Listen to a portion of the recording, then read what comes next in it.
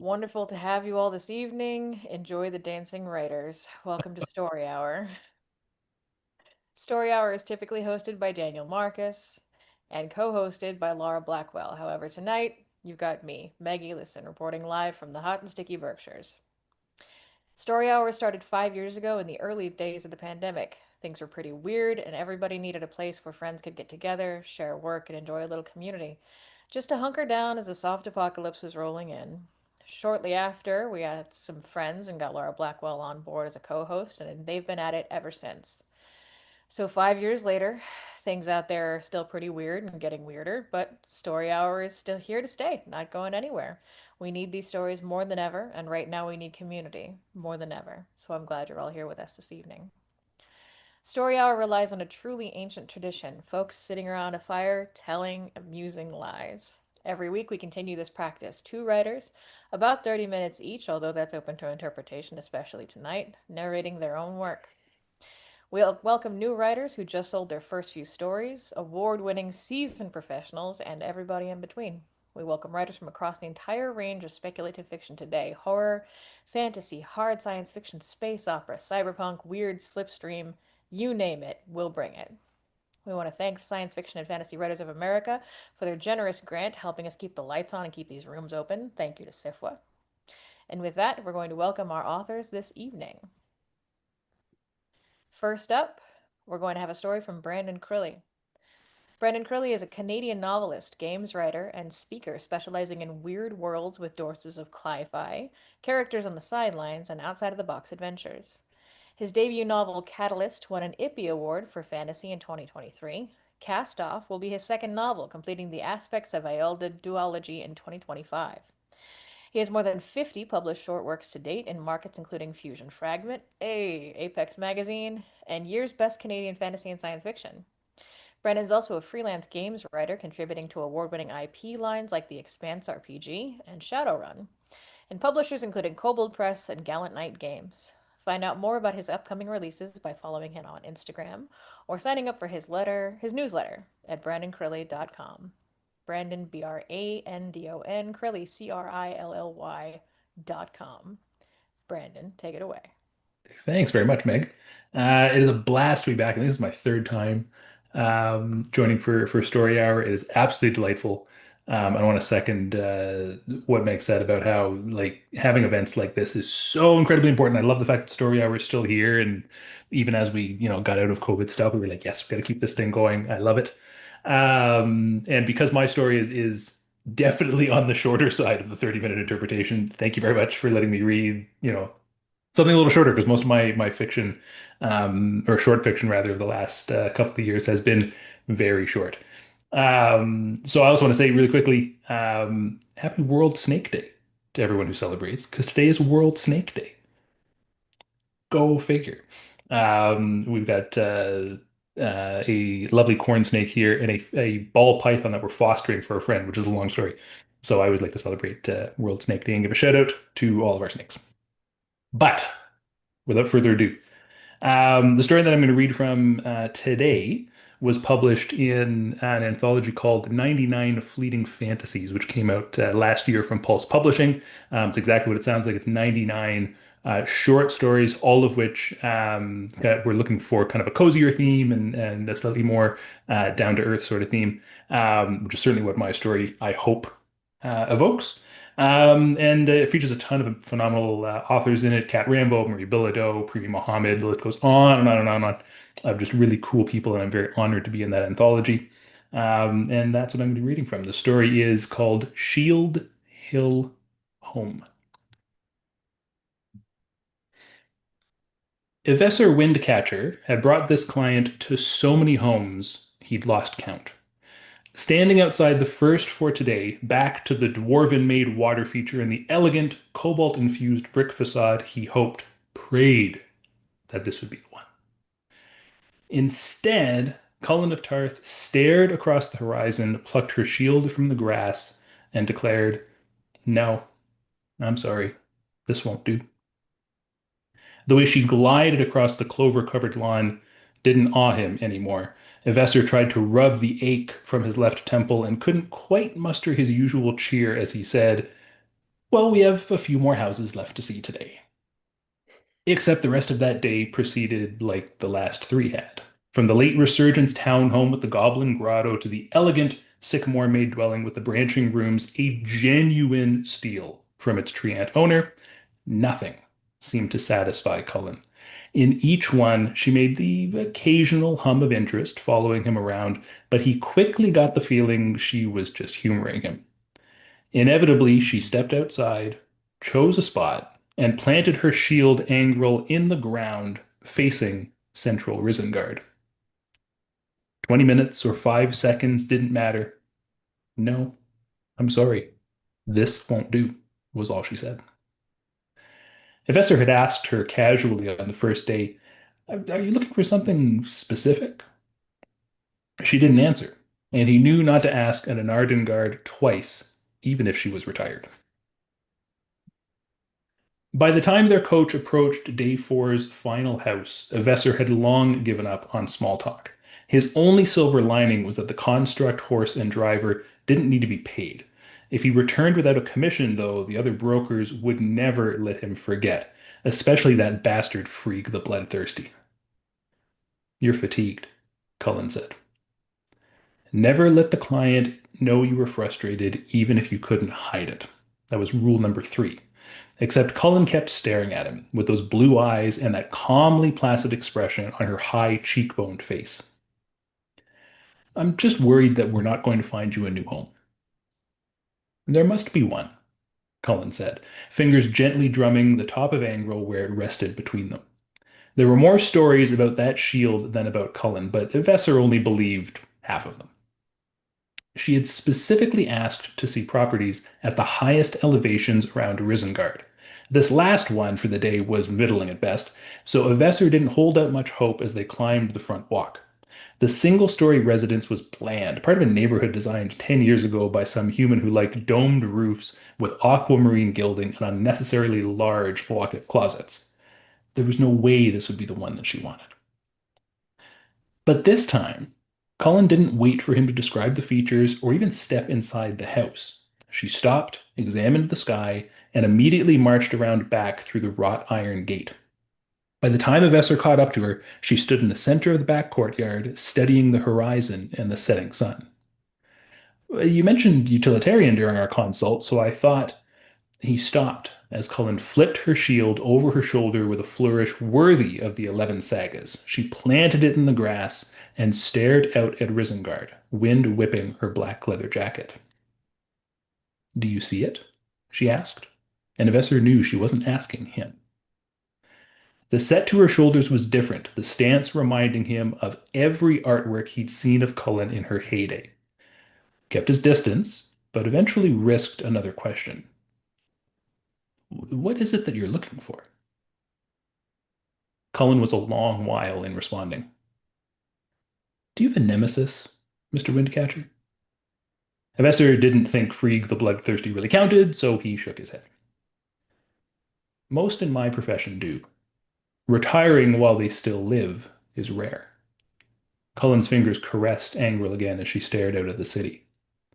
We won't be fighting her again, and if we can't have that resolution, at least we can keep an eye on her, can't we? Hevesser racked his brain, trying to remember what was out that way that couldn't have been seen by the other properties. Glass-walled elven condos, at least one arcanist commune, and then it struck him. A hospice for necromancers. Cullen crouched beside Angrel, head cocked for a solid minute. Then she nodded and casually returned the shield to the strap on her back. Thank you for your patience, Mr. Windcatcher. Please drop the paperwork. This will do. And that was that. She headed back to the coach without so much as glancing at the house, and Devesser didn't press the issue. Sometimes the client's decision came down to things he couldn't control. All he could do was what the client asked. And imagine the look on Freak's face the following morning. And that's that. Like I said, very short. Thank you very much. No such thing as a story too short, Brandon. Thank you so much. And with such vivid images, I love how much that shield is like an extension of her body and the No, care thank that you. she takes and where she puts it. It's always nice to see. Thanks, I appreciate that. All right, everybody, take a deep breath. And next up, I'll be introducing Karen Osborne. Karen Osborne is the author of Architects of Memory and Engines of Oblivion from Tor Books. Her short fiction appears in Uncanny, Clark's World, Fireside, R.I.P., Escape Pod, Robot Dinosaurs, and Beneath Ceaseless Skies. She's a member of the DC, Maryland-based Homespun, I'm going to say this word wrong, band. It's a Gaelic word. And MC's Charm City Spec the Reading Series. Once won a major event filmmaking award for taping a Klingon wedding. Oh my god. Karen lives in Baltimore, Maryland with two violins, an auto harp, five cameras, two cats, and a family. You can find her on Twitter and Twitch at karenthology.com. At Karenthology. That's KARNTHOLOGY. Karen, please take it away. Hello. I have to update that. I actually live in upstate New York now, for reasons. But Welcome. um, Do you want to but pronounce the writers actually updating their bios, it doesn't happen. doesn't happen? Um, Do you want to yeah, pronounce the Gaelic name of the band for us since I didn't know it on my Kaylee. Kaylee? So Thank it's basically a party band that plays Celtic and Gaelic party music. you. Exciting. And it is just about the most fun thing you can possibly do, besides go to the Kaylee, is play at the Kaylee. It's even more fun. Um, and then they try to feed you haggis, and it's great. So, hello everybody. It is 10 p.m. where I am, and so I'm a bit punchy. The story I'm going to read is called The Two Bullet War, and it is a story I wrote at Clarion to challenge myself to tell a story through conversations because I was um, really interested in, space opera and still am and wrote a lot of it. And that was all like ray guns and and stuff like that. So the guns are still there, but also there's a lot of talking. So I hope you enjoy it. This story just stayed in my head and it wouldn't leave. And it became the basis for a book I wrote, which will be published by Erewhon Books in 2027 called um, The Hollow Crown of Heaven. So I hope you like it. If you like it, try to remember it before 2027. I know it's a ways. All right. So this is the Two Bullet War. The queen lay dying. She had wrapped herself in a nest of wrinkled sheets on the floor of the cathedral, stinking and sweating, her claw-like hands shaking, fluid collecting at the back of her throat. In the loft, a choir howled. They had been singing for hours, and the soloist was hoarse. Mila knelt just north of the queen's gray head, the diamond bullets that made up her last duty to the liege of Sadarkana heavy in her pocket. As the queen's chosen gun, it was her duty to witness this. Mila had spent so much time at the queen's side that to be anywhere else felt like heresy. This was what her queen, Dara Harris, had wanted. To die not in the arena, but in the Black Cathedral, surrounded by her sons and her life's work, with music in the air. As usual, the princes were ruining it. We need to discuss what's next, said Dar Karsten, the king's younger son. Dar Aladar looked up from his mother's glassy eyes and the hand he'd used to stroke her thinning, slush-gray hair.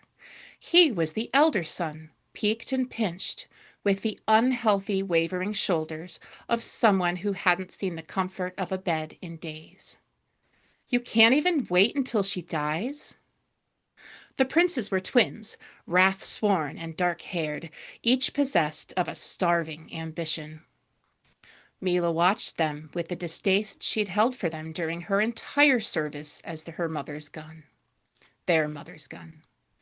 Aladar knelt hunched and pale at his mother's side, rising only to drink water from a chalice held by an exhausted soldier. Karsten was only as dutiful as he needed to be. Too rattled to stand silent vigil, he muttered and cleared his throat, pacing the cavernous distance between his mother's body and the iron cathedral door, his footsteps a violent staccato drumbeat. Mila's stomach churned. This was not at all where she'd hoped the conversation would go. When she'd become Queen's gun, she had, in effect, chosen the place she would die. At her queen's side, if it came down to blood and bullets. Mila was well aware of the symbolism of one of the mountain folk taking a pledge to die for the Valley Queen and ensure her line of succession. The Queen's confident step towards reunification of the two countries was half the reason she'd said yes, and half the reason she'd loved her so deeply. Valley and mountain, Sadarkana and Starogard, Mila knew, as the Queen had known before the cancer took her, that the only way forward for either country was together. I want to wait. Karsten ran a hand through his hair. Stinking liquor sloshed over the side of the chalice he held, and the droplets caught the sunshine coming through the wall of lights before splashing on the floor.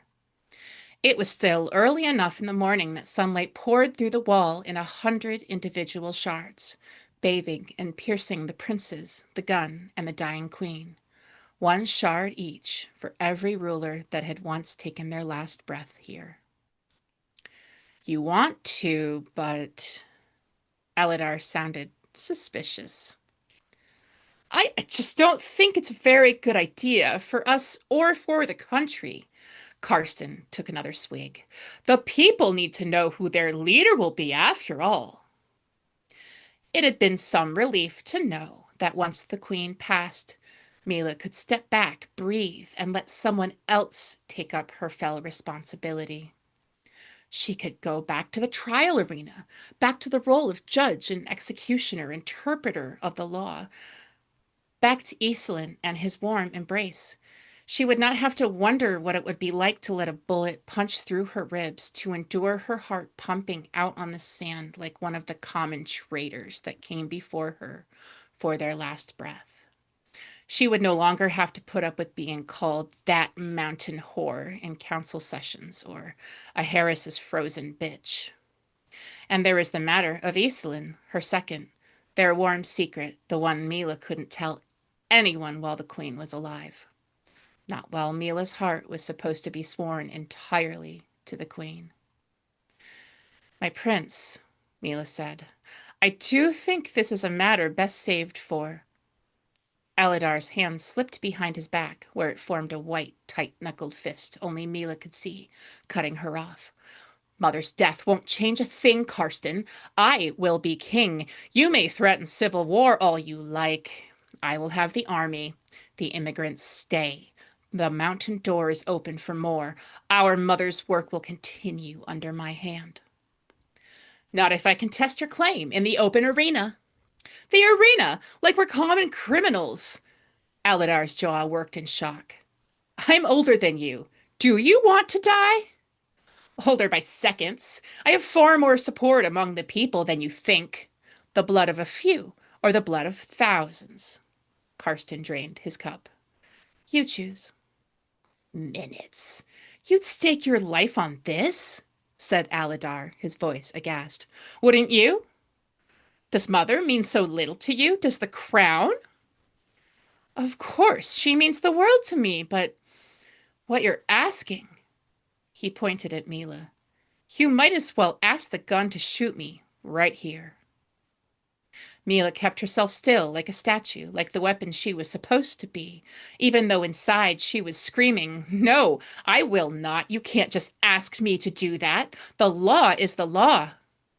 Not that she expected Karsten to follow any laws that he didn't find convenient. Weapons did not have choices, did not speak aside from the roar of a spark against gunpowder or the click of a trigger. But she had to stop this before it ruined everything. If you think your rule would be best for our country, I think the two of you should take your cases to the ruling council, Mila said. Avoid any bloodshed at all. It's not your country, Karsten spat in Mila's direction. Despite the bluster, he stalked the arena below the stairs as if he were frightened of the beer, his brother, his tightening, complicated future. His hands slipped in and out of his pockets, wrung in front of his blood-red tabard, wiped sweat from his shadowed temple. This country decides matters on the sands of the arena, and do not presume to understand my mother. I expected better of you, Gunn. Disrespecting our sacred tradition, disrespecting the Dark Hearts. Hold on, Aladar said. Mila spent more time around Mother than either of us. I think it's safe to say that she has an idea about the kind of society we're building. Karsten stopped mid-step. He looked like his twin, all black shadows and crags, a hungry mirror of a starving man. That is Mother, he said, pointing at the Queen's shuddering form. She can't even speak. She can't even move. And what has she done? The sorcerer on the mountain is very much alive and will make a move as soon as she dies. Are you ready for that, Ali? The Queen's thin body convulsed before Mila. She left the princes to circle each other like hungry vultures and knelt, laying her hand on the Queen's forehead. The Queen blinked at her, her thin lips open, slight and sandy, revealing a blood-parched mouth and a dry, struggling tongue. She whispered, but her words were lost in choir song. I'm here, said Mila. The Queen's eyes were lambent for the first time in days. Her hand was cold parchment. In the Queen's eyes, Mila saw the kindness she could not see in her son's. For the first time in her long career as gun, as judge, jury, executioner, bodyguard, sacrifice, Mila could say she was afraid. He must not rule, the Queen coughed. I was I was a terrible mother. I could not shift his soul. Mila, whatever you do, he must not rule. If he invokes the arena, there's nothing I can do. I tried to fix him, the Queen wheezed. I tried. She shuddered once more, then went still. The focus left her eyes, and the tension leached from her hand, and Mila grasped it tighter, feeling the birdsong bones beneath. But her queen had slipped away. This body was nothing more than meat to bury, like any criminal laying bloody and bent on the arena floor. The princes had not seen their mother die. Karsten's lips were curled an inch from Aladar's face. The people don't think you have the balls to rule. The people think you're dangerous. Your Mounties aren't people.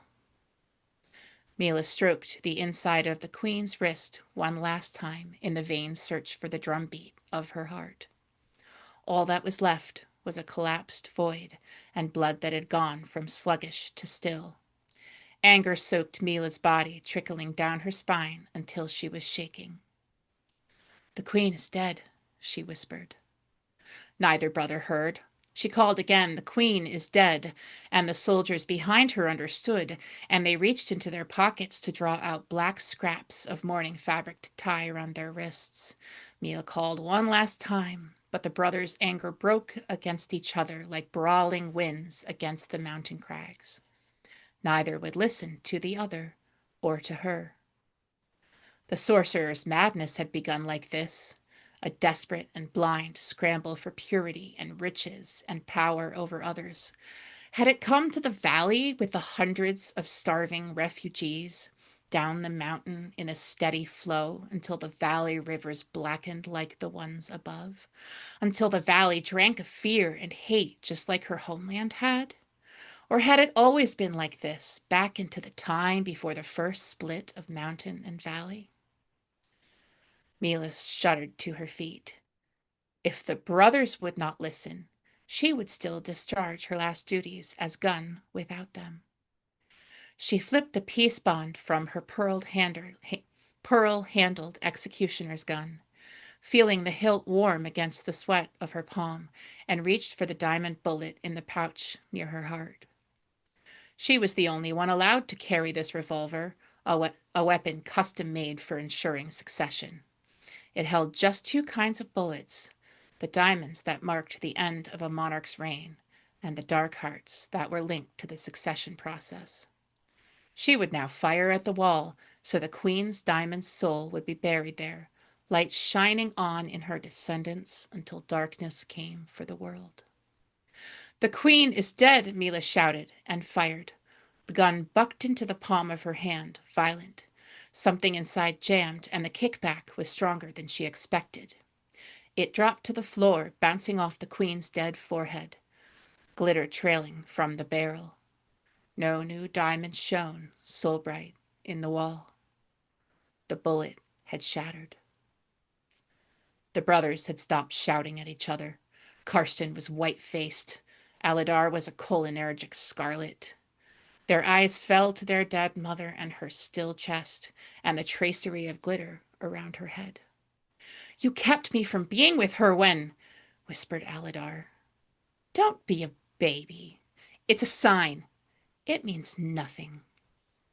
Mila's mouth was a hollering desert. The words that came next were rote from months of practice. Dar Aladar, Prince of Sadarkana, your honored mother is dead, and you are our new king. We will proceed from here to the palace where... Stop, Mila. It's already gone too far, said Karsten. The choir had stopped singing with the gunshot. They stood in the balcony, their eyes agape, aware of the enormity of what they were witnessing. The brothers, too, had come to some sort of silent understanding, and they shuffled closer. If you do this, Aladar said to Karsten, stand over her dead body and do this. Look at her, stand next to her, and say with a straight face that you want to start a civil war. For a moment, Mila thought that Karsten wasn't going to move, that he was going to back down. He swallowed, and he wrung his hands once more and stared down at his mother. Mila saw him break a moment, saw his eyes fill with water and something softly black, before he wiped the still-forming tears away with the back of his hand. Mila couldn't help but think of her own mother, too young and death-white on the mountain snowbank in the blind winter.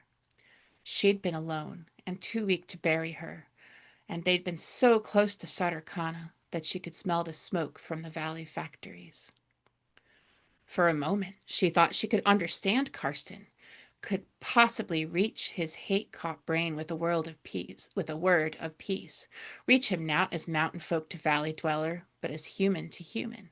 And she opened her mouth to say that she had lost her mother, too, a long time ago, and... Karsten cleared his throat, slaughtering that fantasy. I formally dispute your claim to be king of Sadarkana, he said quietly. Mila thought there might be regret there, until his face hardened with clear purpose, like a diamond in the wall. Aladar nodded. He straightened his shoulders. His voice went plain, formal. I will not force Mila into this. I will choose her second, Rias Iselin, to stand for me. No, not Iselin. Karsten's eyes flickered over to Mila. Then Cal Mila, he said, will be mine. She might be a Mountie, but she can shoot. You're a real dick, you know that, whispered Aladar. Mila's world went white. Her hand went to her gun just as Karsten twisted around to stand right in front of her, his breath liquor haunted spittle hitting her cheek. Don't, he whispered. You won't win, said Mila. Karsten simply smiled with straight, white teeth. Both brothers turned to leave, Karsten towards the front of the cathedral and Aladar towards the back. As the great iron doors opened and sunlight spread over the body in the sanctuary, Mila could hear the bells echoing from the top of the hill to the depths of the harbor. The queen is dead, she imagined them singing, and all hell is following.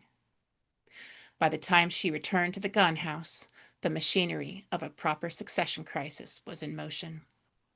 The city of Satarkana lay scared and serious, hanging breathless over a black precipice. The gun house car and its escorts pushed through the gray reek of downtown, driving by starveling groups of Aladari clashing with riotous Karstani supporters, mountain folk and valley dwellers both.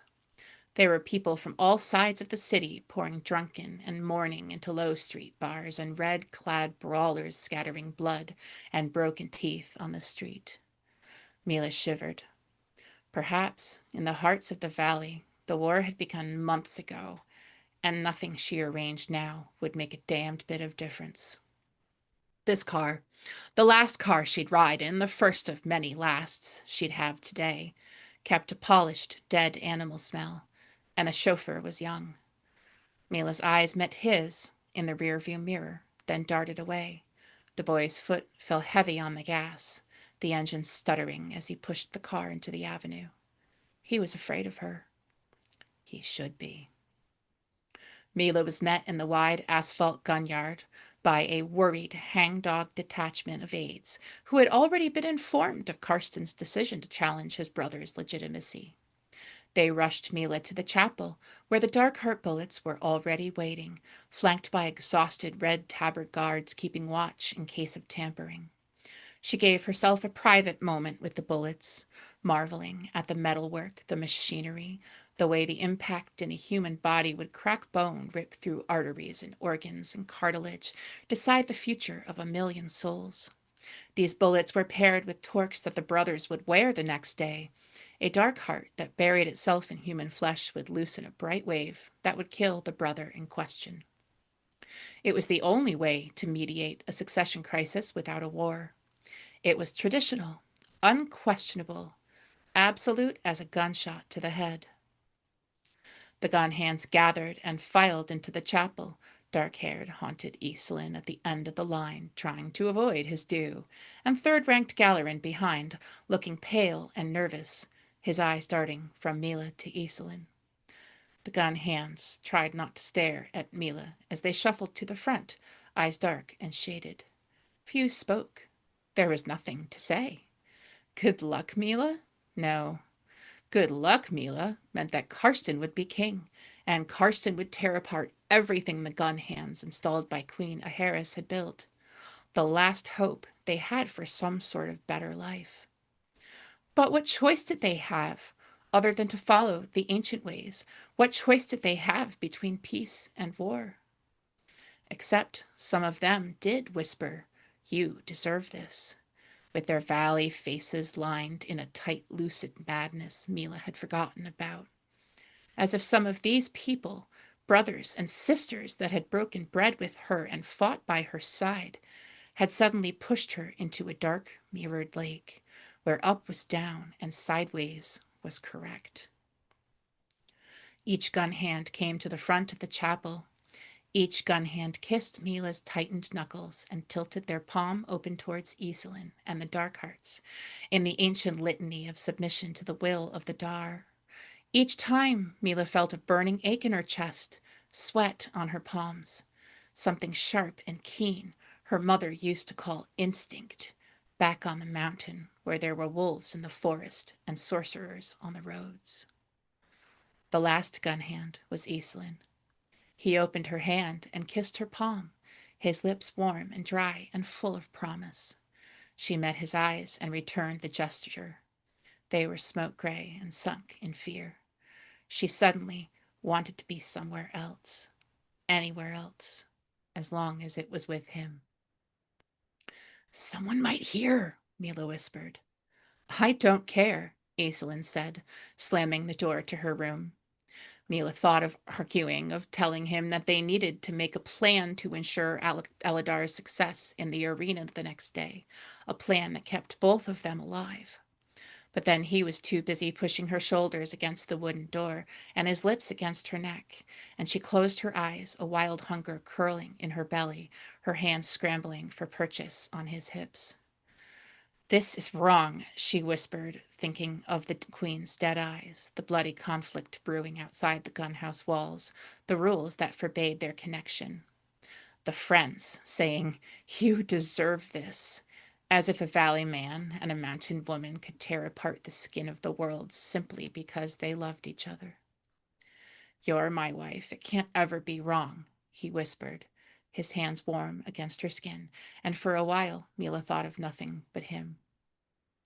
Afterwards, Iselin lay with his head a welcome weight on her shoulder, and she twirled his long black hair around her index finger, feeling her heartbeat where the tight curl cut off her circulation. The thought of Aladar had crawled back into the room like a ghost from a broken hallway. Was this what it was like on the mountain? Did you really feel like this all the time? He asked. I got away. That's what matters. I don't want to talk about it, Mila wanted to say, like she always had, but she swallowed against a dry, angry throat. Truth was what mattered now. Colder in every way, she whispered, the curve of her aching body pressed against the bulwark of his. The wind never stops blowing. Brother steps out against brother. The only will that matters is the will of the sorcerer. There are so many reasons why we had to go. I would rather die than return, than see the valley turned into that. She pushed herself up.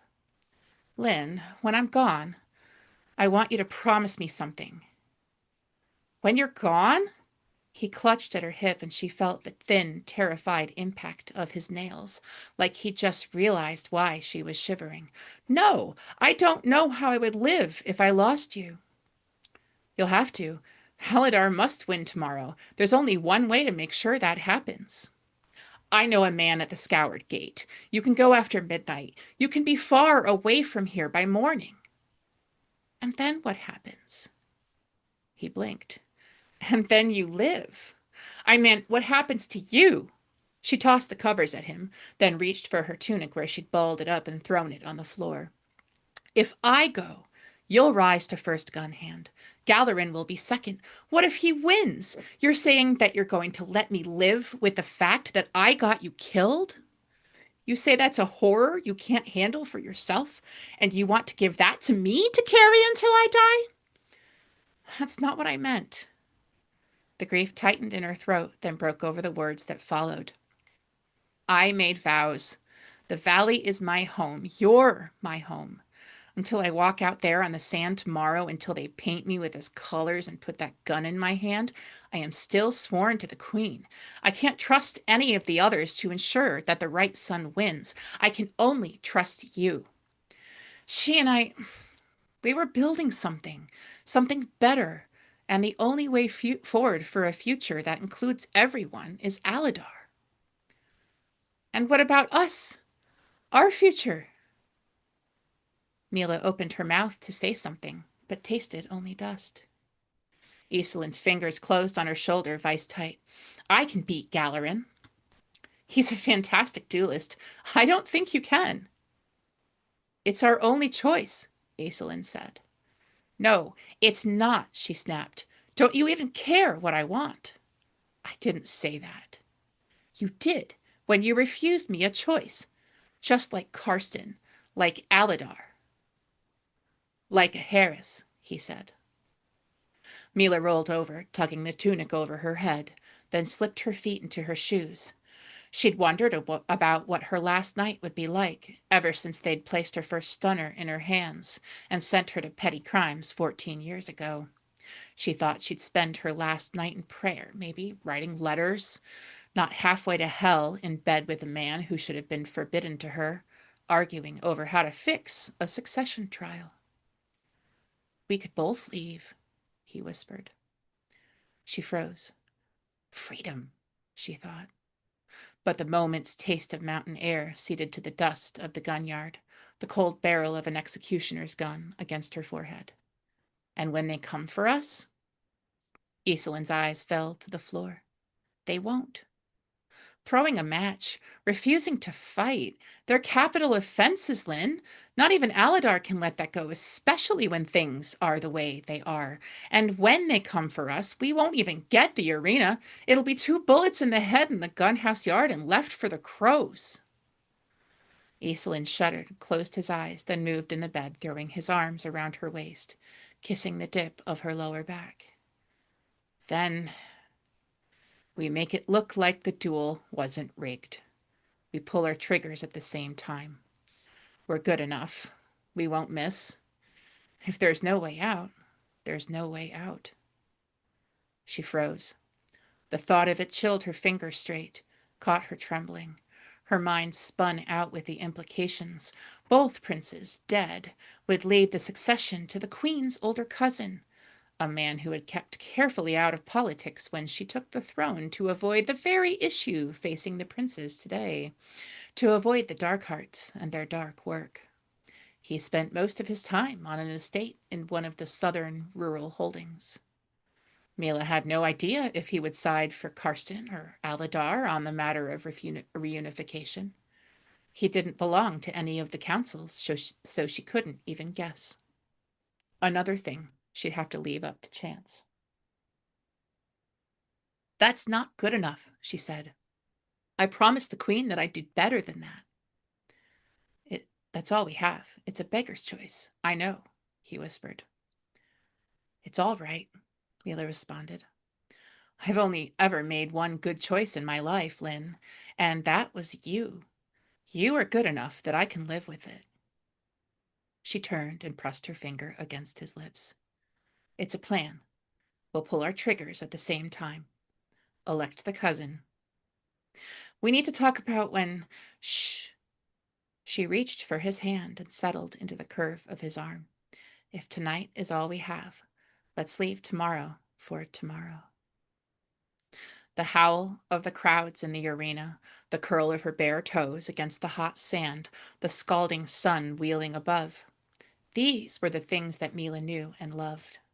They were scant comfort now. The Pearl Handle's executioner's gun lay cold and heavy in her palm as she walked out onto the sand. The weapon was old, old as the hell it came from, perhaps, or at least as old as half-true tales upon which the sprawling spider sun of the valley was built.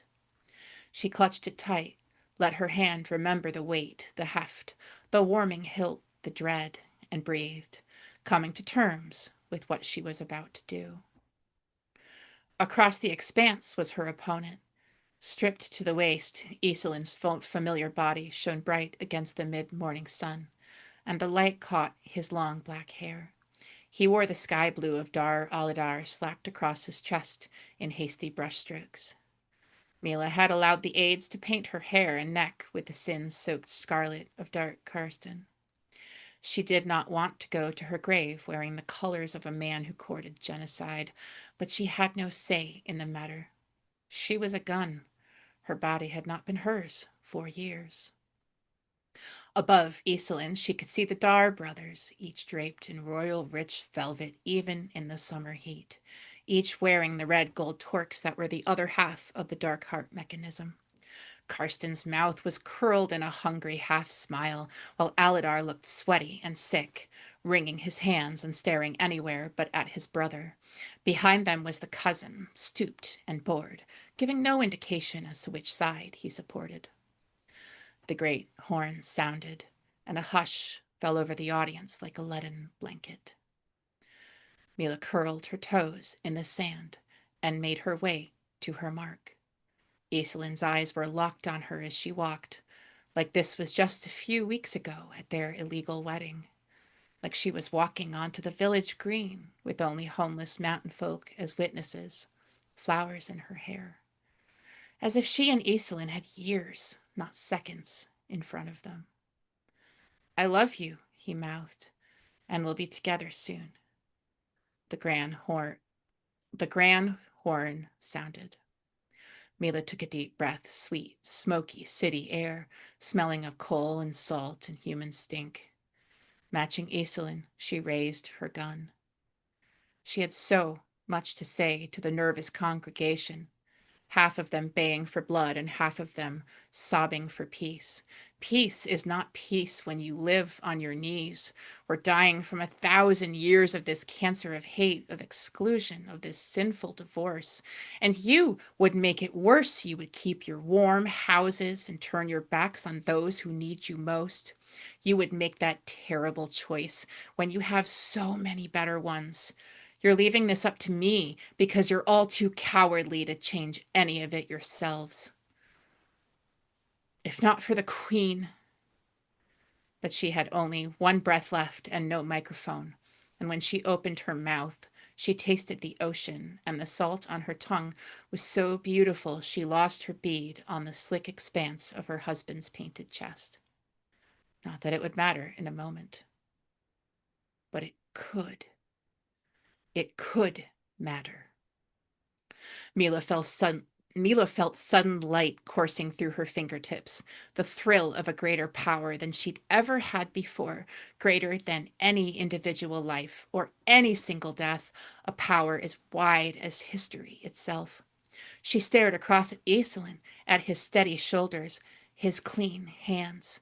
He could handle a life without her, couldn't he? A life in King Aladar's echo, the eternal, ravenous slog that was the course of peace. The Queen had trusted Mila to continue her life's work. She'd have to do it in any way possible, through the terrible new task that was forming behind her eyes right now. It was the only way. Aislinn crooked his finger on the trigger of his gun, and she heard the crack of ignition. Mila turned her shoulders at the very last moment, and with an aim fashioned from 20 years in the arena, tilted her gun up and to the right, towards the royal box. Aislinn's bullet hit wide, notching the sand inches from her left foot. Karsten's body jerked once in the grand royal box, an arc of blood splattering the sky, a dark, wet starburst against his scarlet coat, and bare shock in his eyes. He wavered for a moment, then toppled over the side of the wall. The new king, his cheeks splattered with his brother's blood, blinked vacant shock at the blank space beside him, then clawed at his face, succeeding only in smearing it in scarlet. Mila opened her mouth to call out to Aislinn. She was drowned out by the screaming. She should have known there'd be screaming. Aislinn barreled towards her with his gun glinting in the noon-high, wailing sun, then came to a skidding halt. Mila heard the clamor of weapons being readied behind her and the press of angry shadows. Aislinn stared over her shoulder, choking down some sort of savage calculation, choosing instead to drop his gun to the ground. I won't do it, he said. Not today, not tomorrow, not ever. You'll have to. For them, Mila said, her eyes going to the stands, the fleeing populace, the clouds, the crowds wearing scarlet and blue. So they never have to run, never have to hate. The shadows moved behind her. Familiar gun hands covered her mouth, pulled her down, and chained her right there in the sand. When they dragged her away, she was smiling.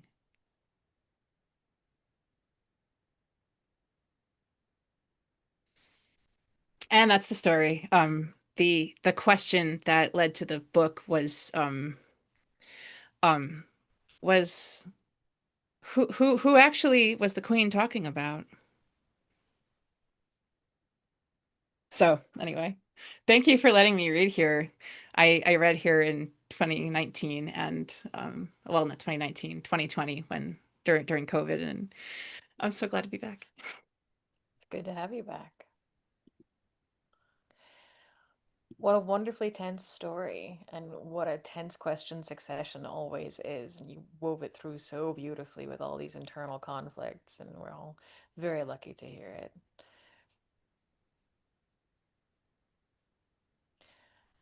That's all we have for you this evening. Thank you for joining us for these two stories. We're out a little bit early tonight, courtesy of Brandon's very short story, but come back for the next Wednesday story hour, and if you miss one, fear not. They are now available on YouTube. Search for Story Hour and find some of your favorites and their readings as they come to visit. Thank you very much, all. See you next time.